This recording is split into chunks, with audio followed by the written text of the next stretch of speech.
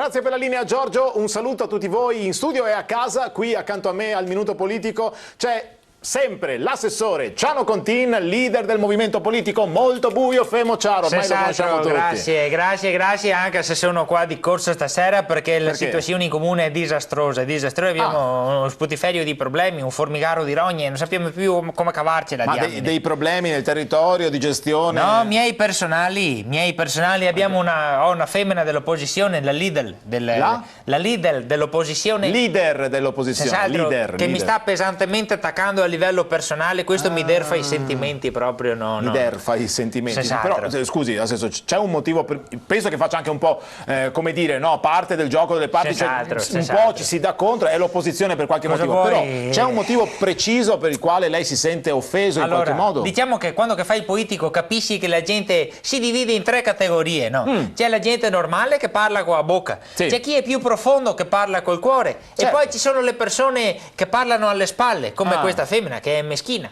Per cui si dice che parla alle spalle, perché meschina se alle spalle se te fa caso. Senta, assessore, non c'entra niente meschino, lasci stare. Comunque queste una con la bocca, una con il cuore, e queste meschine come questi parla proprio con ho capito, assessore, ho capito bene. Quindi diciamo l'ha offesa in qualche modo, possiamo sapere anche il motivo, immagino. Certo, eravamo in consiglio comunale proprio l'altra sera e come di consuetudine io ero in parte al sindaco finché quelli dell'opposizione devo fare i suoi discorsi, no? Se mandavamo su WhatsApp e foto, no? Cioè mentre gli altri parlavano lei guardava le foto su WhatsApp? Sì, il sindaco che ha l'auricolare di ascoltarsi un video che facciamo morire da ridere. Ma come, scusi? Sai come che funzionano i consigli comunali?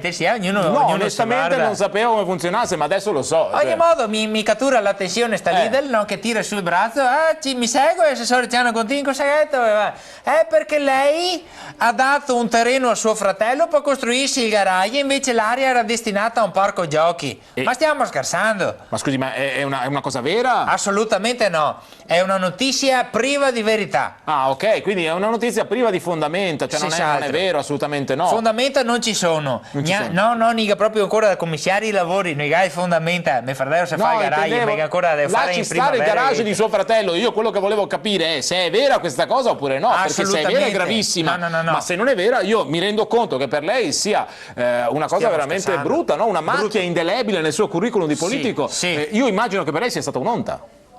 Sì, non sapevo che si poteva dire per televisione, comunque sì, te ho detto io dico che mica c'è sta un'onta meschina, c'è sta falsa, cosa dice? No, te dici che se puoi dirlo, chissà che non intendevo quello, assessore, no, allora diciamo, io cerco di calmare anche l'assessore, immagino che non siano le uniche cose che succedono in comune, ci saranno anche delle belle cose ogni tanto, per cui... No, lasci stare, cerchiamo di calmarci, assessore, io però ti ricedo la linea Giorgio. No, scusami, te che hai ragione, adesso che te mi fai riflettere. Che cosa? Che c'è sta una bella roba in comune. Ecco, vedi, allora diciamo che fa brutto. Effettivamente adesso che te mi fai riflettere, ho ricevuto anche un riconoscimento per la mia disponibilità pluridecennale per fare servizio nel mio comune. C'è stato qualcosa di brutto, ma c'è stato anche qualcosa di bello. Vede, assessore, come si dice, no? Una onta e una ponta. Bravo, ti mi hai fatto venire in mente adesso. Onta!